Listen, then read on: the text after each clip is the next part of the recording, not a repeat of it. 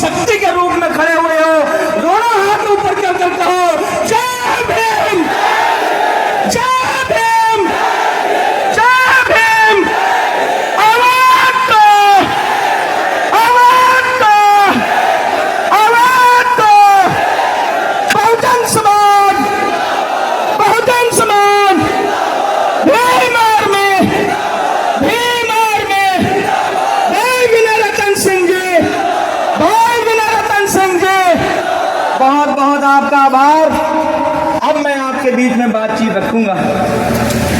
मेरे साथियों, जैसा कि आपको मात्र एक हफ्ता पहले कहा गया था, एक प्रेस कॉन्फ्रेंस करके हमारे लीडर जो हमारे आज मंच पर बैठे हैं, इनके साथ मुझे मौका मिला उस प्रेस कॉन्फ्रेंस में बैठने का।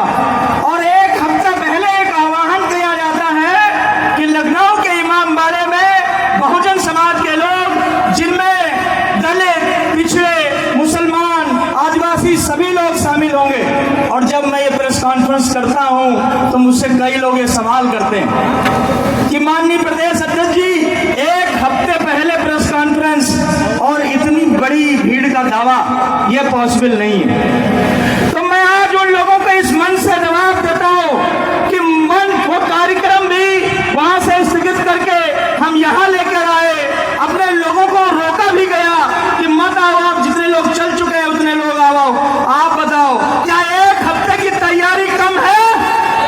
क्या एक हफ्ते की तैयारी कम है? और मैं अपने लीडर जो मंच पर बैठे, मैं आपसे भी अध्यक्ष जी कहना चाहूंगा कि ये एक हफ्ते के लोग हैं, जो लोगों को एक हफ्ते पहले मैसेज दिया गया। अगर एक महीना पहले दे दिया जाता तो आज लखनऊ की सड़कें नीली नीली दिखाई देती हैं।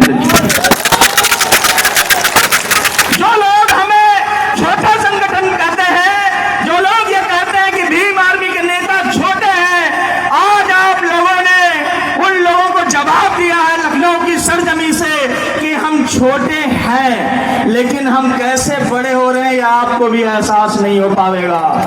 और मैं कह रहा हूं, आज लखनऊ में जो लोग बैठे हुए हैं, मैं हमेशा अभी एक जिले में गया था तो एक बात मैंने कही थी कि जब शहीद आजम भगत सिंह छोटे थे तो एक बार खेत में वो कुछ बो रहे थे, पेड़ लगा रहे थे, तो किसी ने कहा कि क्या बो रहे हो?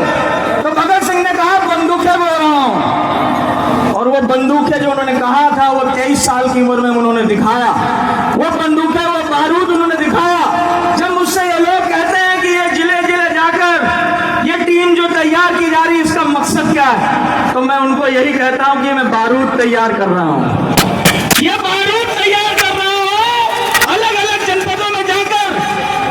और जो लोग कहते हैं कि दबे कुचले शोषित समाज के लोग हैं, मैं आपसे वादा करता हूं कि 5 साल लगे, 10 साल लगे, 15 साल लगे, मुझे नहीं मालूम, लेकिन मैं आप दावे के साथ कह सकता हूं भले 25 साल लगे, भले मैं मर जाऊं, ये एक दिन जब बारूद धमाके में बदलेगा तो पूरे भारत को नहीं, पूरे विश्व को सुनाई देगा।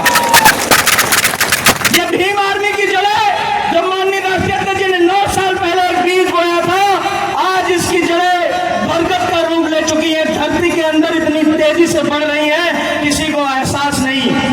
ये वो नौजवान लोग बैठे हैं जिन्हें कभी जान की परवाह नहीं, जिन्हें पैसों की परवाह नहीं, जिन्हें अपने परिवार की नहीं परवाह, एक आवाज पे अपने नेता के ये जान देने को भी तैयार रहते हैं और जान लेने को भी तैयार रहते हैं।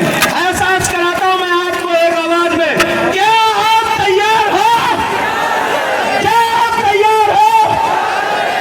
तो जो यहां पर लीडर बैठे हैं उन सबको एहसास कराइएगा कि जब भी कभी अब दोबारा आह्वान होगा, आज तो मैंने कहा कि ये टीचर था, अगले 2 महीने के अंदर में जनाब से मेरी बातचीत हुई और ये जो अभी माहौल है ईरान का, वो जैसे ही थम जाएगा हम फिर से तैयारी करेंगे। और इस बार जो तैयारी होगी वो बड़ी तगड़ी होगी, इतनी बड़ी तगड़ी तैयारी कि लोग ये एहसास करें कि ये धरती का बैलेंस बिगड़ जाएगा। क्या बिगाड़ने के लिए तैयार है? तो फिर यहां से वापस जाने के बाद जो भी महीने बचे हैं अपने संगठन को और मजबूत कर लीजिएगा। एहसास कराइएगा लोगों को, जिन लोगों ने इन गरीब मजलूमों को चीटे मकोड़े समझ रखा है, उन तानाशाहों को एहसास दिलाइएगा कि हम चींटे नहीं हैं, हम हाथी हैं। बस केवल हम अपनी ताकत भूल गए थे, लेकिन जब भीम आर्मी संगठन बना तो उसने हमें हमारी ताकत का एहसास कराया। और जब हाथी मतवाला हो जाता है तो बड़े बड़े महल खंडहर कर देता है। हम कूच करेंगे बहुत जल्दी उन महलों की ओर जिन्होंने हमारी जमीनें छीनी, जिन्होंने हमारा हक छीना, जिन्होंने हमें और हमारे पूर्वजों को बदतर से बदतर जिंदगी जीने पर मजबूर किया।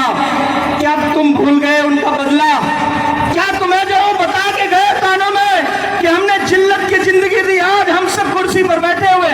एक दौर ऐसा था कि हमारे पूर्वजों को कुर्सी पर बैठने पर लाठी से मारा जाता था, चारपाई पर बैठने से लाठी से मारा जाता था।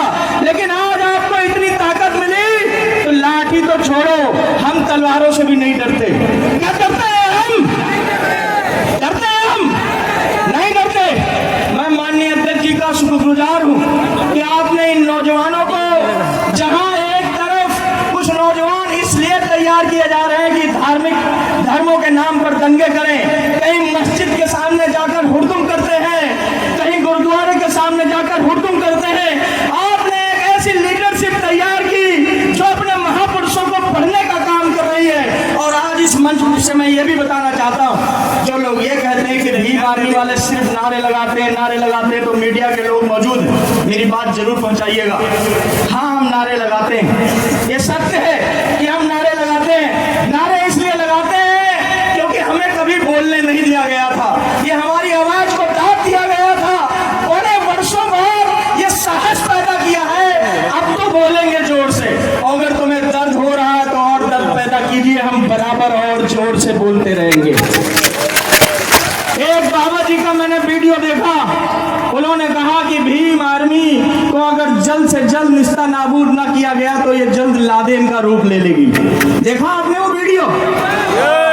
हालांकि ऐसे बाबाओं को इतने बड़े मन से ज्यादा अहमियत देने की आवश्यकता नहीं, लेकिन मैं इतना खाली कहना चाहता हूं कि अगर आपको लगता है कि हम लादेन हैं तो आप गलत फहमी में हैं। अगर आप दुस्साहस करेंगे हमें दबाने का तो हम लादेन से भी ज्यादा खतरनाक है, इस बात को भी नोट करके रखिएगा। और मैं अपने नौजवान साथियों से कहता हूं कि अगर आज आपने अपना खून देने का वचन लिया और भीम आर्मी में सदस्यता ली है, मर जाइएगा लेकिन डरिएगा नहीं। अगर मर गए तो जैसा कि मैंने पहले कहा था कि आज नहीं तो आने वाली पीढ़ी भीम आर्मी का इतिहास लिखेगी और तुम्हारा नाम उसमें 2 लाइन का जरूर लिखा जाएगा।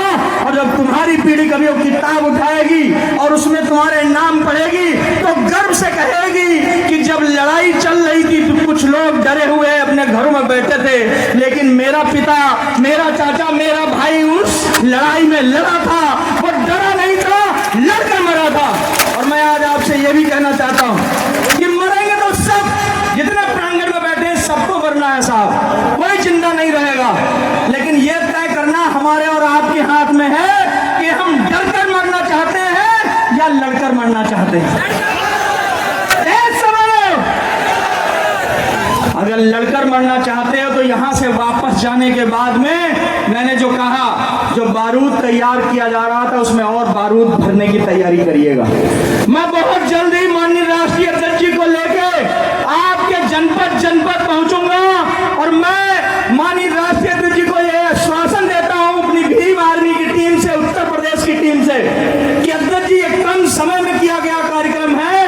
आज ये तस्वीरें जब जाएंगी तो लोगों को एहसास होगा कि हमने इनको पैसे नहीं दिए, हमने इनसे ये नहीं कहा कि आप जो है 10-10 बसें करके ले आइएगा।